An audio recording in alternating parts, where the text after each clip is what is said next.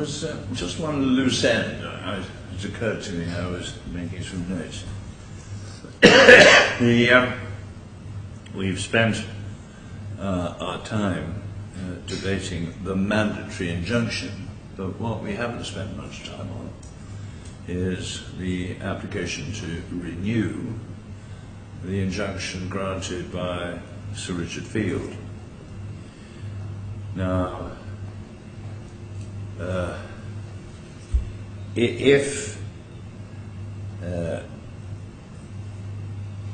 I do not grant the mandatory injunction, I am assuming that sorry, let me start that again. If I grant the mandatory injunction, then the interim injunction sort of falls away. I mean, it's moot, it's redundant. If I don't grant the mandatory injunction, I'm not quite sure where we are with the interim application for renewal.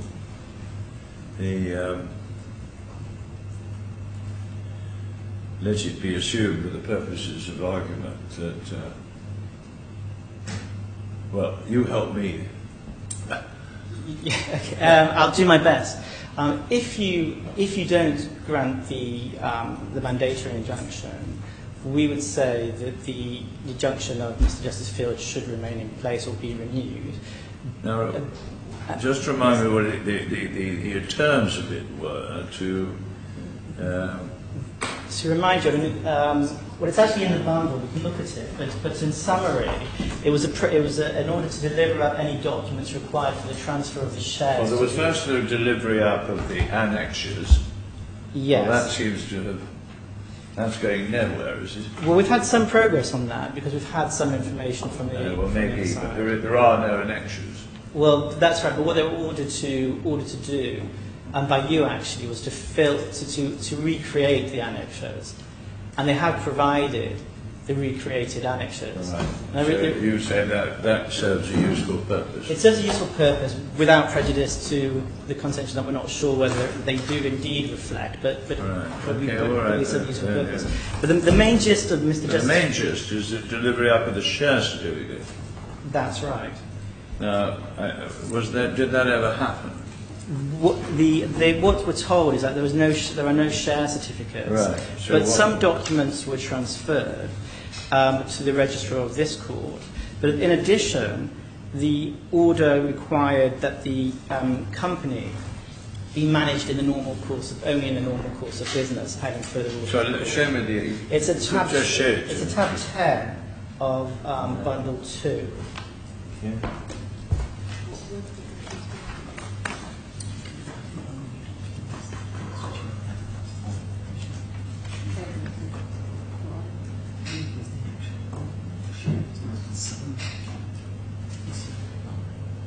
Right, so item 2 is the share certificates, and you say there aren't any share certificates, so they delivered something else. What is That's that? right, I think it was a trade license. That's what we were told there's no share certificate. Right, but can you show me the trade license?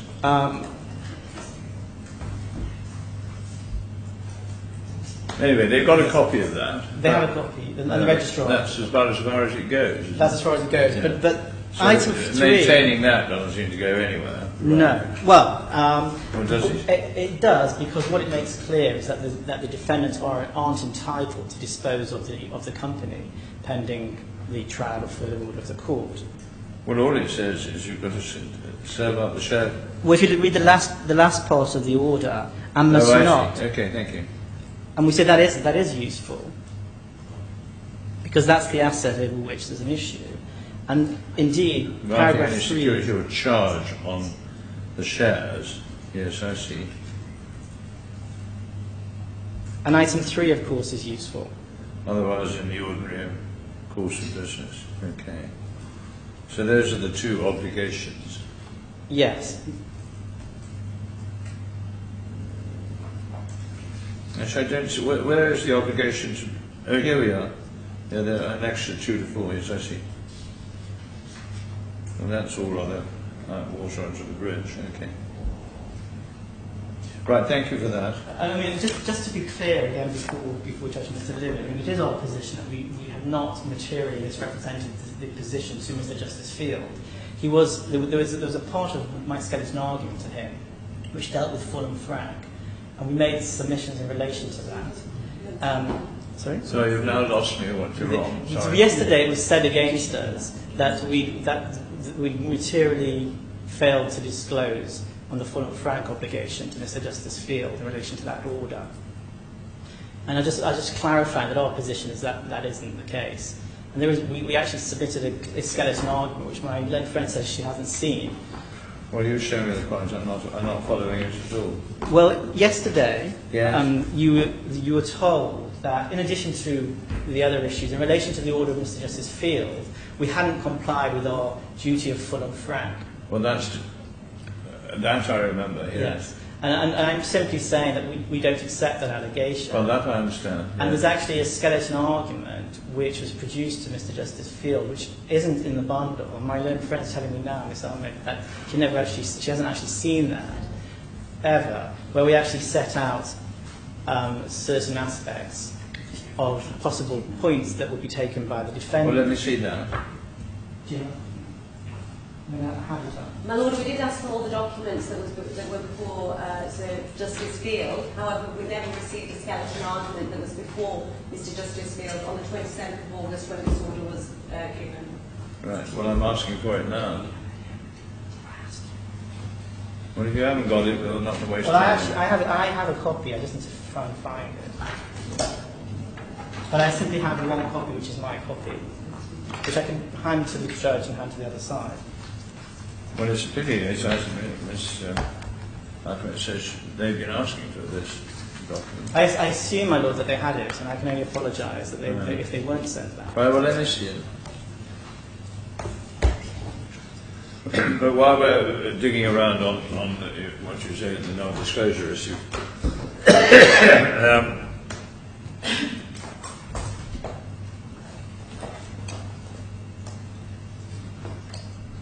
just help me again on the question of damages. If they act in a way which imposes some kind of charge on the shares or something of that kind, then and you in due course win these proceedings, then you would be entitled to damages in that respect, wouldn't you? We would be, but the problem... And all they would have to do is to, in a sense, pay you the cost of releasing them from those encumbrances. But the issue is wider than that, and that is, on our case, we are entitled to these shares and the assets of this company. And if in fact they are not bound in any way whatsoever, right, pending trial, they can do anything to these assets right, they want, including sell them or charge them. And which if we are correct, then these are our assets to which right, we're entitled. And we say on that basis, it is right for limitations to be placed on that they're dealing with these assets and the shares of the company as a whole. But in terms of damages, as we said yesterday, there are a number of factors. One is that this is a matter which is akin to the transfer of land, where courts recognise the right to specific performance and therefore damages aren't an adequate remedy. Number two is we're talking about a situation, comparing two situations. One would be whether we were in control of the company and what would have taken place in that scenario, versus a situation where they've carried out certain... that would give rise to a claim for damages, I follow. It would, but the quantification of that, we say... Well, it may be difficult, I know, yes, I follow that, yes, but what we're talking about is yes, the significance of the restraining order. Yes. Well, because what our claim, as you recall from yesterday, is that money's being taken out of this company, and what we don't want to happen is our assets, that we say are our assets, are being used to raise further finances, which are then being used by the defendants, the first two defendants, personally. And given that prima facie evidence, we say it's right for the court to offer some protection in relation to that. So these assets should just simply remain protected pending the trial, which we would like to come on as quick as possible. This is in fact the way the court will go. Okay, right, I understand. Right, Ms. Hartnett, help me on this. Just very three points in response. The first one is that there ought not to be a continuation of Sir Justice Richard Field's order. And the reason is my learned friend addressed you yesterday that we maintained that there was no full and frank disclosure, and I can take you to the relevant bits of the transcript. The second point is as to whether or not damages are an adequate remedy. Or rather, let me deal with the second point, which is a trade licence. There are no share certificates available for a company incorporated on shore. The only document that identifies ownership of the company is the trade licence. Right. The name on the trade licence is that of the first defendants, and therefore that is the only document available identifying ownership. Well, they've got a copy of that. Yes, they've got a copy. The third point is this idea that completion somehow has occurred and therefore any liabilities that would be incurred by the company would be the claimants is wholly incorrect, and it's wrong. It's based on a fallacy. Firstly, all the claimant is in this case is a putative purchaser under a share purchase agreement, which we say has been terminated. But even if it hasn't, This is on the premise that there is an arguable case it hasn't, I suppose. well, if taking that far-fetched hypothesis, if it hasn't, then we say that the only liability, or the individual against whose name against any liabilities will incur, is against the person on the trade licence, and that is the first defendant. So even if, let's say, for argument's sake, that the first defendant tries to run this company into the ground, he racks up huge liabilities, then he is the only person responsible for those liabilities as long as his name is on the trade licence. That's the position, and therefore we say damages are an adequate remedy. He's not a creditor, he's not a shareholder, as I've said, he is simply a putative purchaser. Okay, thank you. Thank you. My Lord, if I can just respond very briefly to some of these points. Well, my Lord, I didn't realise we were giving submissions today, and on these points that I addressed you on yesterday, and therefore Mr. Harrisford did have an opportunity to respond to those points. My Lord, I'm trying to be of assistance. Well, I think if I may say so, I'm the person who asks who's going to say something. My apologies. Yeah. But have My you Lord- finished or not? Yes, I have. Right. My Lord, the first point is that it's an LLC. So in terms of the personal liability of the defendants, that's not going to be the case. The second point is we're dealing here with a situation where there's prima facie evidence in our case of removal of assets from the company by the first and second defendants. There's also prima facie evidence on the Pro Horvath report of sham transactions being accounted for. There is also an admission that cheques were handed over without being backed by cash. Well, the sham transactions seem to be rather effective. Well, I don't know why your client's complaining about it. He liked them, as far as I could see. well, Yeah, there it is. well I don't want to go over this again. Yeah, right. But I mean, the point Anyway, is, let me just read your skeleton about disclosure. can I just throw one more thing into the mix Yeah. before you do that? And that is that if one looks at tab 8 of bundle 1, which is the witness statement of Mr. Saboowala, Yes. if one reads, while you're reading the statement, if one reads paragraphs 29, which starts on page 97, Yes. and then until... Well, hang on.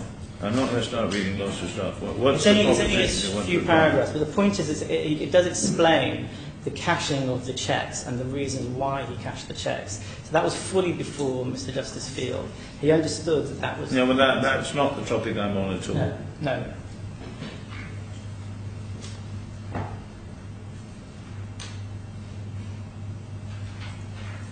My Lord, I just want to raise, we haven't had an opportunity to read the skeleton argument. Yeah.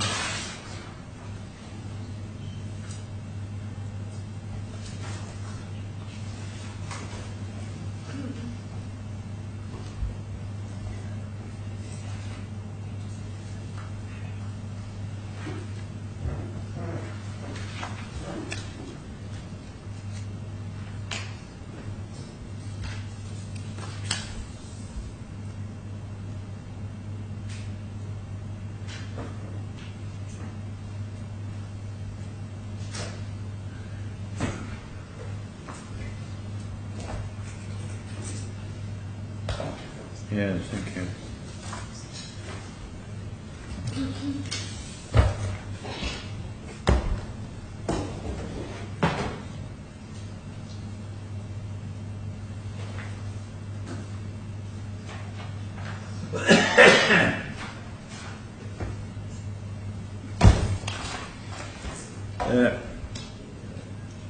This is an inter-parties application in which the claimant seek an interim order for transfer of shares in the third defendant company, which I will call RAG, together with his reinstatement or of himself or a nominee to manage the company pursuant to a share purchase agreement. In the alternative, the claimant seeks the appointment of a receiver over the affairs of RAG.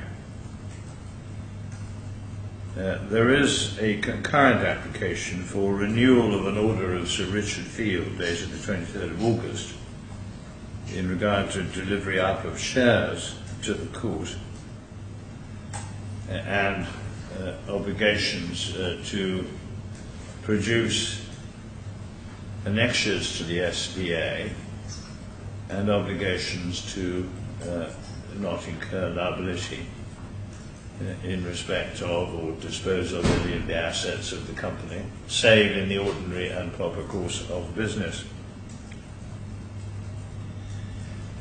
That concurrent application somewhat receded into the background, and I will focus initially on the application for the mandatory injunction. In effect, it was an application for an interim award of specific performance. Negotiations for the sale of RAG to the claimant commenced in late 2015. The SPA was executed on the 8th of February 2016. It had been drafted, it appears, by the claimant's legal advisors. Subject to certain potential deductions, the purchase price was 10.5 million dirhams.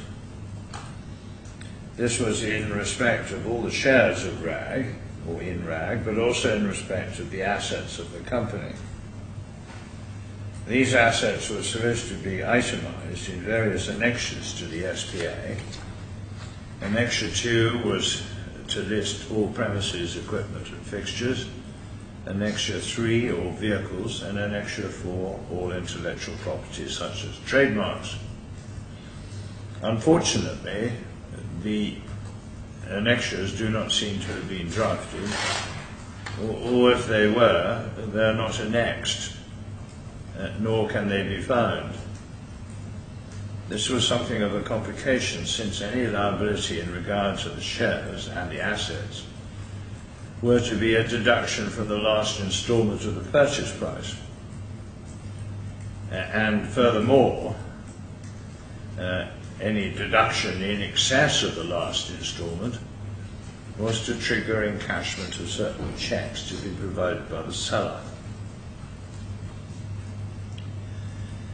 The important clauses in the SPA were as follows. Clause 2.1, this provided that the purchase price of 10.5 million was to be payable in 5 instalments.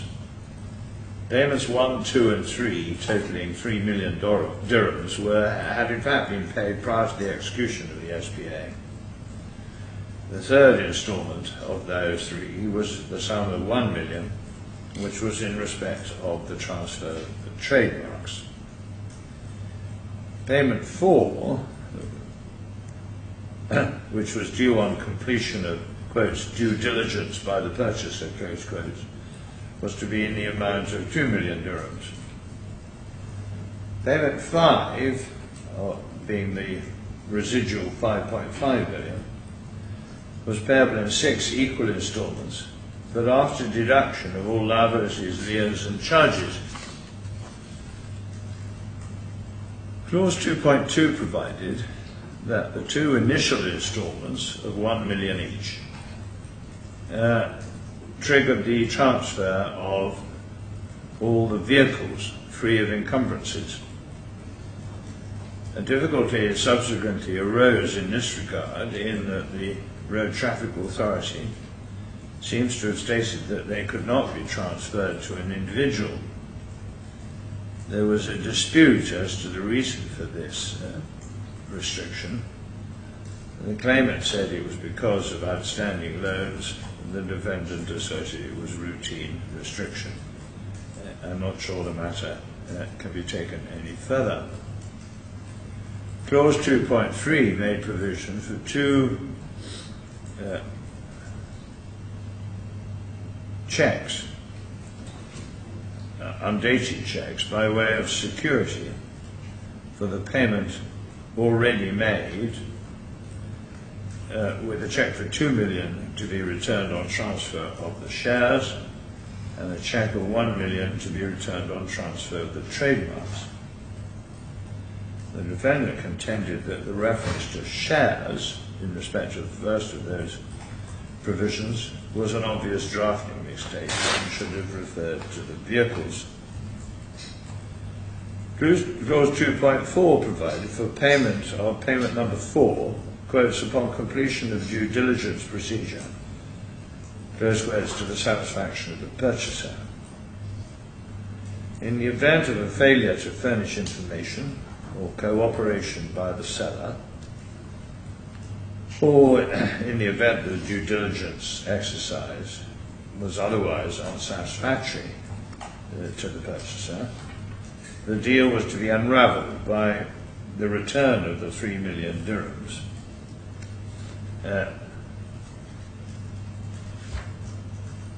by the company. Clause 2.5 provided for further adjustment of tranche 5 of the purchase price, and also provided, and I quote, the parties also agree upon execution of the arrangement.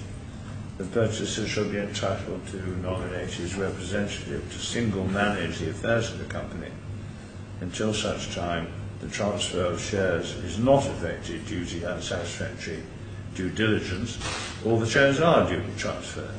Close quotes.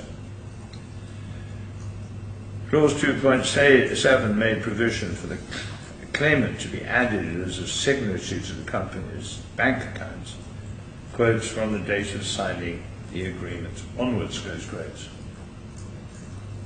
Clause 8 dealt with disputes. There was a provision for mediation, failing which all disputes were to be submitted to the exclusive jurisdiction of this court. Clause 10 provided that the DIFC law was to be the governing law of the contract. As I understand it, the claimant was appointed manager of RAG as from the 14th of January 2016, and his nominee added as a signatory for company bank accounts as from the 18th of February 2016. Furthermore, the trademarks were duly assigned the same day, although there is an unparticularized dispute as to whether the assignment covered all the relevant matters. Be that as it may, the relevant guarantee check was not returned by the claimant. On the 1st of September 2016, the claimant was furnished with a report by Messrs. Crew Haworth, a firm of auditors who had been appointed by Pharmax, a company belonging to the claimant's brother, to provide assistance on the due diligence exercise. The executive summary viewed against a sum of dirhams 4.25 million rather than the 3 million supposedly paid, the difference of 1.25 million being a matter of dispute as to whether it formed part of the purchase price or not, that the balance to be paid out in respect of instalments 4 and 5 was only 91,000 dirhams. Thereafter, the defendants appointed Messrs. Paul Hassan, the company's auditors, to comment on the Crew Howarth report. In their report dated the 12th of January 2017, the equivalent balance to be compared with 90,000 dirhams was 8,382,689 dirhams. The difference reflecting not just a lower figure in terms of liabilities, 6.7 to 1 million against 9.45 million, but also a higher figure in terms of assets, 19.353 million against 14.048 million. It's not possible to reconcile these figures at this interlocutory stage. Suffice it to say that the claimant vigorously sought to complete the SPA on the Crew Howarth figure, while the defendant equally vigorously resisted that and refused to accept it. In the event, the defendant reasserted some form of physical possession and control over the company on or about the 10th of May 2017. There then ensued a remarkable range of civil and criminal proceedings instituted both by the claimant and by Farmex in the Dubai mainland courts, seeking variously, as a matter of civil action, the removal of the company's trade licenses and appointment of a receiver, and as regards criminal proceedings, sanctions in respect of dishonoured checks, in respect of which the dishonoured checks being the checks referred to earlier, which had been presented by the claimant, and in respect of which the defendants had deposited 3 million in the Dubai courts on or about the 9th of July.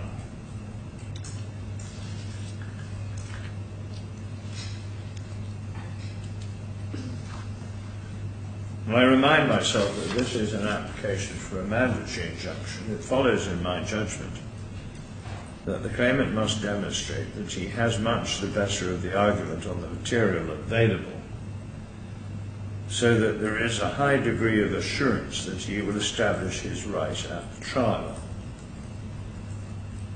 Nottingham Building Society against Eurodynamic Systems, 1993, Fleet Street Reports 468, and Das Real Estate against National Bank of Abu Dhabi, in this court, the CFI 002-2016, 8th of February 2016. If not enough, as intimated at least in the claimant's skeleton argument, that there is a serious question to be tried, this wholly fails to give heed to the risks of injustice in requiring a positive step to be taken by the defendant as a result of a court order. At the beginning of the hearing, the respective position of the parties appeared at least to be this. The claimant's position was that he was entitled to transfer the shares and or entitled to nominate the sole manager of the company. The process of due diligence had been completed. That demonstrated that only a further 91,000 dirhams was payable, and as pleaded in the particulars of claim, such was, quotes, an accurate and binding on the defendants for due diligence purposes, close quotes. The respondent's position was that the claimants were in repudiatory breach of the SPA in various respects, including insisting on completion in accord with the Howarth report, secondly, failing to return the guarantee checks, and thirdly, abusing the prosecution process in the Dubai courts in regard to the dishonouring of the checks which had been improperly presented. I start with the due diligence process. It would appear to be the claimant's case that the due diligence process was indeed completed to his satisfaction. But this does seem to be on the premise that the report by Messrs. Howard was binding on the parties, but it clearly was not. Where a dispute arose as to the appropriate deductions, the issue was for determination in accord with Clause 8. The insistence on recognition of a liability for only 91,000 was misconceived. In any event, the outcome of any satisfactory due diligence process would trigger the payment of tranche 4, but this was never paid. In fact, the contention that the due diligence exercise was satisfactory is somewhat surprising. The claimant made persistent complaints that he faced lack of cooperation and limited provision of information, a complaint which is repeated extensively in the Crewe House report itself. Furthermore, the House report contained innumerable examples of what were termed as dummy sales. These fictitious sales were said to have been recorded to support applications for bank finance and amounted to over 21 million dirhams. Against that background, the apparent enthusiasm of the claimant for completion or completing the transaction might appear to be somewhat opportunistic. The Crewe Howarth report would, on his analysis, eliminate almost the entirety of the outstanding balance of the purchase price. And the initial instalments of 3 million dirhams were recovered in consequence of the posting of security in response to the criminal proceedings. In short, the claimant would be purchasing the company without furnishing any part of the 10.5 million dirhams. In my judgment, the application for transfer of the shares and the entitlement to manage the affairs of the company against that ground would be most unlikely to succeed. The defendant's case is that the claimant is in repudiatory breach, and such has been accepted, bringing the sale and purchase agreement to an end. This is put in various ways. Even insofar as the due diligence exercise was satisfactory, the primary obligation on the claimant was to pay payment for in the sum of 2 million, which he failed and refused to do. To the contrary, he wrongfully sought to insist on reducing the balance to 91,000, based on the alleged binding nature of the Crewe Howarth report. He failed to return the cheque deposited to secure the transfer of the trademarks. To the contrary, he sought improperly, it seems to me, to engage the Dubai courts to exert pressure on the defendant to accept the claimant's position,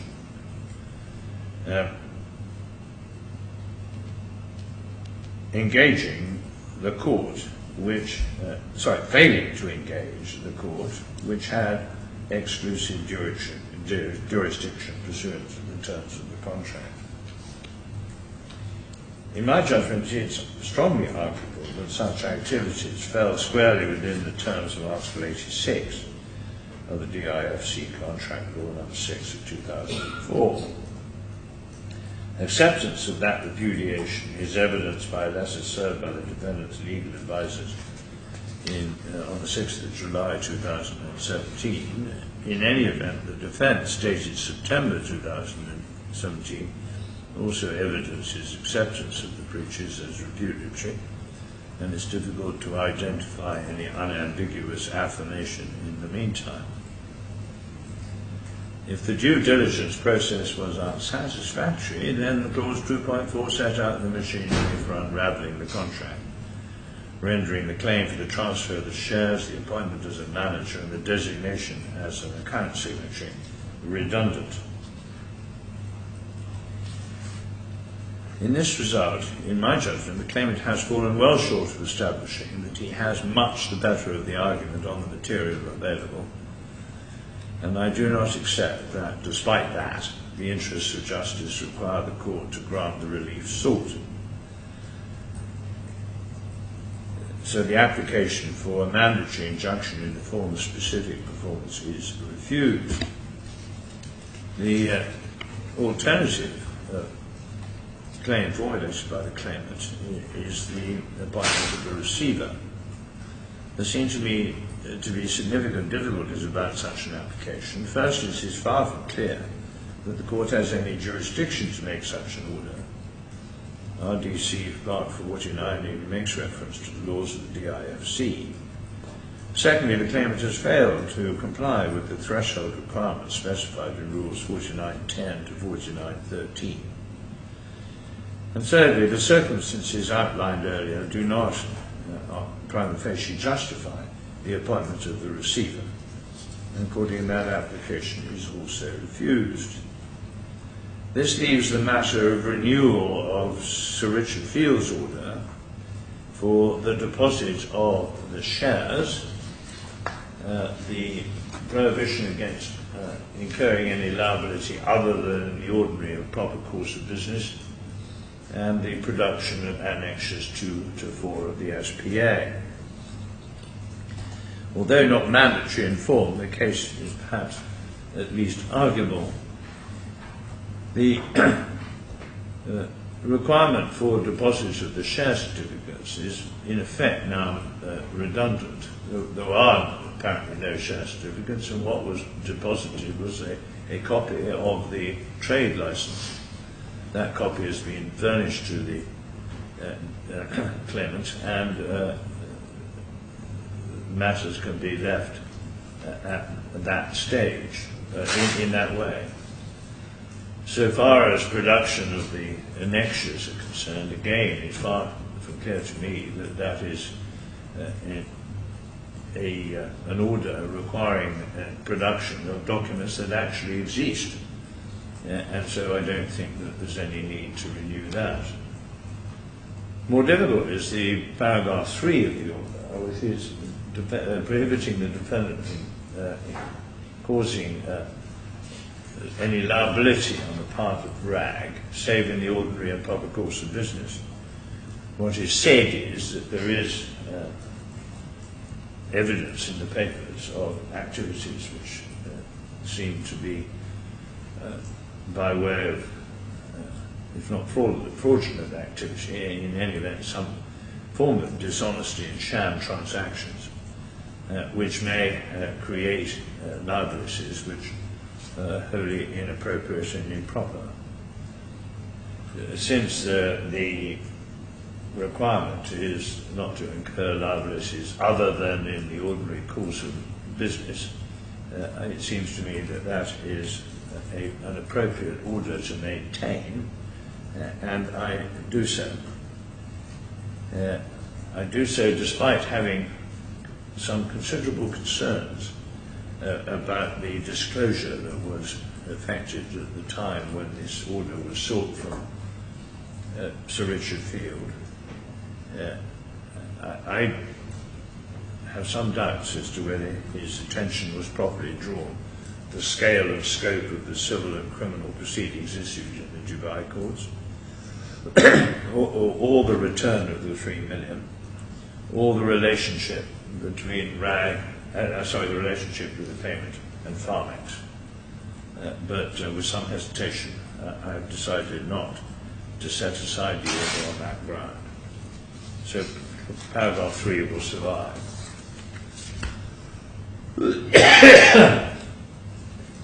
Right, that's it. My Lord, there's an application for cost before you as well. I handed up a cost statement yesterday. I don't know Yes, if we let's changed see it. if I've got it. Hang on. I do have spare. You handed it up, I know. I can hand up a spare copy too. I fear I've lost it. Thank you.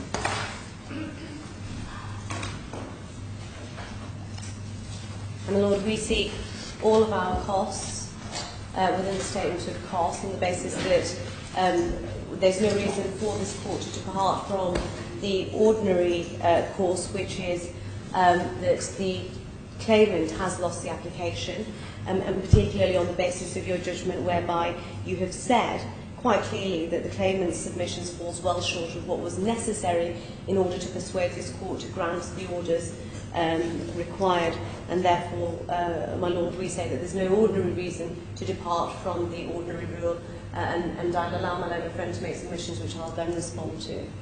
Okay. Right. Well, let's deal with the principle first, and then the money later, if that arises. Yes, in principle, we do not resist the respondents having some of their costs. They've clearly been successful on a large part of their claim. It would be wrong for us to deny that. Having said that, as we've always maintained, what we've been seeking is some form of protection going forward, and we have achieved that. And we therefore would say that the costs have to be, or should be, reduced by some proportion. What that proportion is, we can make for submissions. I'll leave it to the You're court. going to give me any help, or what do you want? Well,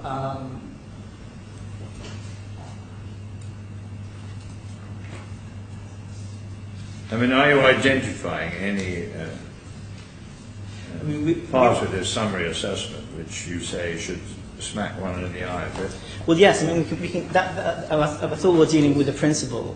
I mean, in terms of the principle, we say that we've achieved a large part, not everything, of course, of what we want to set out to achieve. And we should say we should be granted 25% of our costs. Yeah. In terms of actually these actual figures, there's a lot to be said. I mean, the actual underlying amount is $123,000 plus dollars, and we say that's excessive. We've got 4 senior fee earners.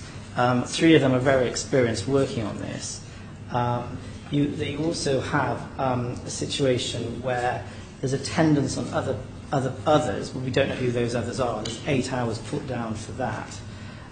The amount of attendances on the first defendant, again, seem to be excessive. There's other work, and the heading other work not covered. There are 26 hours for that work, and we wonder what that work involves, because everything should be covered from what we can see in the other sections, and 26 hours again is excessive. And then there's the further amounts. So the work done on documents, again, is a huge amount, especially in light of the fact that we spent $52,000, and we had to do a reply as well, of course, and set the whole application up. There are also amounts for the hearing yesterday where they've claimed 16 hours each, so query why they need 2 advocates in any event, but they're charging for 2 full days of hearings, which of course we haven't had.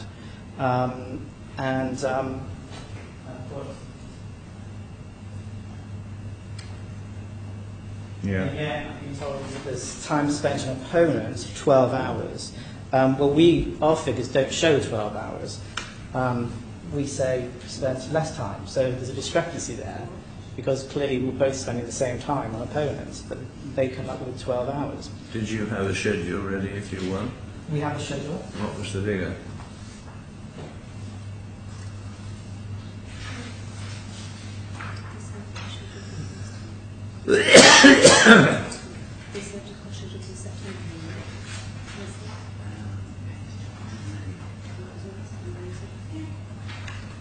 Although we're just looking at this, I apologise.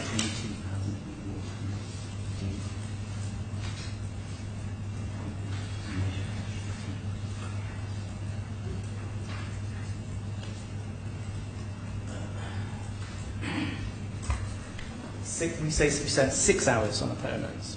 I'm sorry? We say we spent 6 hours on opponents. They say No, we I'm spent sorry, what was your figure the figure on the opponent. for your claim for costs? Overall, it was 65,000. 65, okay. Yes. Okay. 65,989 spot Right, 05. thank you very much. Thank you. Those are the points on the actual Thank you very figures. much, Ms. Atman. My Lord, I don't agree with the submissions made by my learned friend for obvious reasons. Firstly, let me deal with the people working on this matter. Mr. D.K. Singh, he's a managing partner.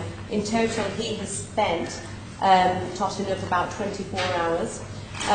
Mr. Patrick Dillon Malone has been a senior associate with day-to-day conduct of this matter, or rather, he's titled as a barrister there, but his role has been as a senior associate with day-to-day conduct. And obviously his hours are therefore calculated there. Karen Kilgallen, she's a junior associate, and obviously she'd be responsible for checking the bundles, documents, putting exhibits together on witness statements and so forth. That's the first point. The second point is, my Lord, you've seen the amount of documentation in this case. We've got 3 lever arch files. We've got substantial witness statements that have been filed, and therefore a lot of work has gone into preparing this case so that matters are ready for court at speed. And then my time obviously has only been in relation to the hearing. In relation to the hearing, my Lord, whilst we've had 2.5 days, however, I note that the time, I'll leave that submission there, and therefore we say that the amount of cost claim are reasonable in the circumstances, and they are proportionate in respect of the complexity of the matter, the way in which associates and people working on the case had to come up to speed in relation to the matter and the complex issues involved. And therefore we say that if there is any deduction to be made, then that should be in respect of the hours worked on the documents, which Mr. Ball says doesn't accord with their statement. However, we say that these costs are reasonable and they're proportionate to the matters before you. My Lord, if I can come back on just 2 points I can come back on just 2 points that were made that are new. We're told that Mr. Dillon Malone is an associate. No, I'm saying he acts as a senior associate with the day-to-day conduct of this case. Karen Kilgallen is a junior associate. Right. I mean, just in terms of the actual charge out rates, they seem very, very high. I mean, it doesn't seem to be that much different to that of a partner. Whereas Miss Ahmed's is the same as a partner. I'm not sure whether she is or isn't a partner, but if she isn't, one would ask why she's being charged at the same rate. Well, because I am a partner, firstly, and secondly... Well, that clarifies that in that case. And secondly, the rates are in accordance with the rates in the DIFC. Okay, and then the... As set by the DIFC registry. Fair enough. And then the only other point again is that in terms of the actual amount of work, we've spent 65 plus slightly more than that, 1,000, when we had to do the reply evidence as well. So it seems extraordinary that their amount is effectively more than double, when in fact they didn't have to do as much work. Right, well, I think I've heard enough. Ms. Atman, you can have a choice. You can either have 95,000 all in, or $80,000 on account, the balance to be assessed by the registrar. I would say 80,000 on account, the balance to be assessed by the registrar. Right. So, yeah, that is the order. Thank you very much, both of you, for helping with a difficult. My Lord, I beg your pardon. Can I perhaps take instructions on my last submission? Well, I assume you had. Yes, right? no, I beg your pardon.